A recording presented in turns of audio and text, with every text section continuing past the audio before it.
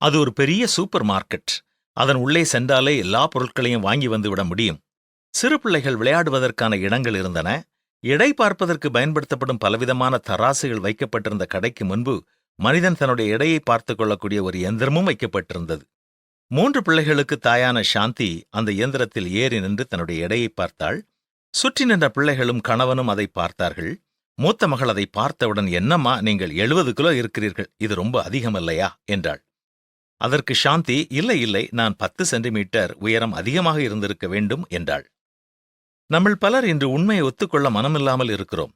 ஆண்கள் பாவத்தை பாவம் என்று ஒத்துக்கொள்ளாமல் அது ஏதோ துரதிர்ஷ்டமான ஒரு தவறு என்று கூறுவார்கள். ஆபாசமான படங்களை மாடர்ன் ஆர்ட் என்று சொல்லுகிறார்கள். சமுதாயத்தில் ஒழுக்க நெறி குறைந்து கொண்டு போவதை யாரும் பாவம் என்று சொல்வதில்லை. அதை புதிய கலாச்சாரம் என்று கூறுகிறார்கள். ஆனால் கடவுளுடைய சுத்தமான அளவுகோல்களால் நாம் அளக்கப்படும் பொழுது அசுத்தமானவர்களாகவும் குறைவுள்ளவர்களாகவும் காணப்படுகிறோம். பரிசுத்தமான தேவனுடைய கண்களுக்கு எந்த வகையிலும் நாம் தப்பித்துக் கொள்ள முடியாது.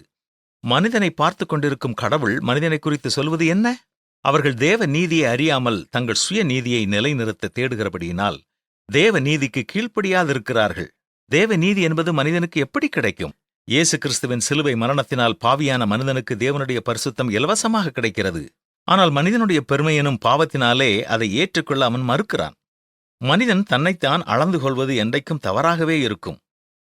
கடவுளுடைய அளவுகோலின்படி மனிதனின் வாழ்க்கை குறைவுபட்டு காணப்படுகிறது. ஆனால் மனிதன் தன்னுடைய சுய முயற்சியினால் சம்பாதிக்க முடியாத பரிசுத்தத்தை இயேசு தருகிறார். சிலுவை மரணத்தின் கொடூரம் தேவன் பாவத்தை எவ்வளவு வெறுக்கிறார் என்பதை நமக்கு காட்டுகிறது. அந்த அளவு நாம் பாவத்தை வெறுக்கிறோமா?